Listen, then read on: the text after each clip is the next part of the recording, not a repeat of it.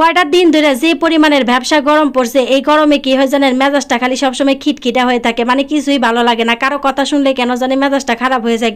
এই রোগ কি আমার একলাই ধরছে নাকি আরো কারো ধরছে একটু জানাবেন। তারপরে এখানে ঘরের মধ্যে একটা দিকে আনারস, আমার মনে করলেন আমার মতে অনাহারে অনাদরে গড়াগড়ি খাইতেছিল এখানে সেখানে, তাই কইলাম আজকে আনারসটার একটা গতি করি, তো নষ্ট করে ফালাই দেওয়া যাবে না। তারপরে এখানে ছাদে কয়টা পুদিনা পাতা তুলতে এসে দেখি আমার একটা বেগুন গাছে কুত্তুরি বেগুন ধরে আছে।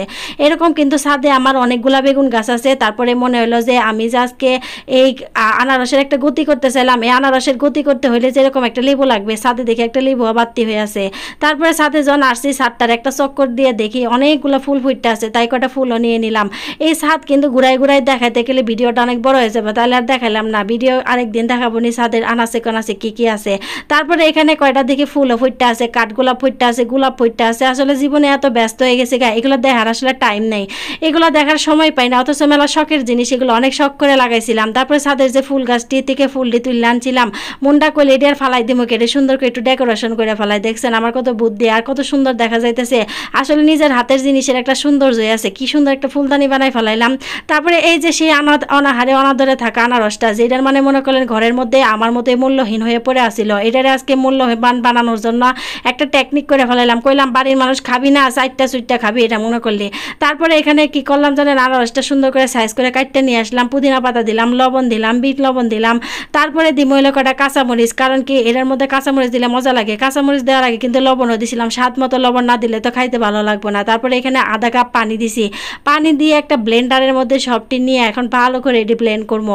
তারপরে ব্লেন্ড করে সেটা দেখছেন এরকম ঘন একটা জুস হয়েছে। তারপরে এই যেখানে একটা বাটির মধ্যে একটা স্টেনারের মধ্যে নিয়ে এটা ভালো করে সাইকে নিব। এই জিনিসটা খাইতে কিন্তু অনেক মজা।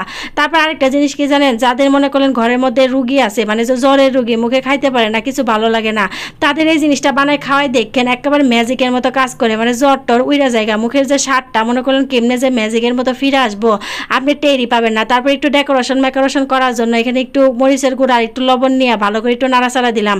দেখতাম মানে বড় বড় 5 স্টার হোটেলেরা, যদিও আমি এত 5 স্টার হোটেলে যাই না, মানছি আর কি কয় এরকম ডেকোরেশন করে নাকি দেয়।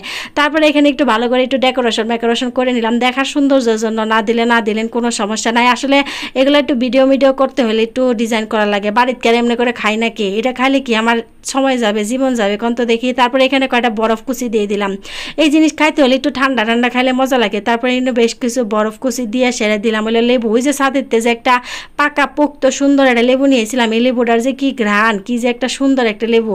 তারপরে লেবু দিয়ে সেরে এখানে দিয়ে দিলাম ওই যে সাইকে নেওয়া আমার এই যে আনারসের জুসটা যখন বানাইছিলাম মনে হয়েছিল 2টা গ্লাস উচকে যাবো গা, বইরা যাবো গা। তারপর দেখি অর্ধেক গ্লাসই হয় না, কি আর করা, বানাই ফেলাইছি। এমনি করে খাইতে হবে। আপনারা বেশি বেশি আনারস আইন না, বেশি বেশি করে এমনি করে মজা করে মনে করলেন জগ ধরে, গ্লাস ধরে, পাতিল ধরে, বালতি ধরে খায়েন, কোনো সমস্যা নাই। তারপরে আমার বাড়ির যে অসুস্থ বুইরা বেটাটারে ওটারে কইলাম একটু খায় দেখো কেমন হয়েছে। বেটার মুখের অবস্থাটা দেখেন কি করছে, এটা কিন্তু পুরো একটা ফেক রিভিউ।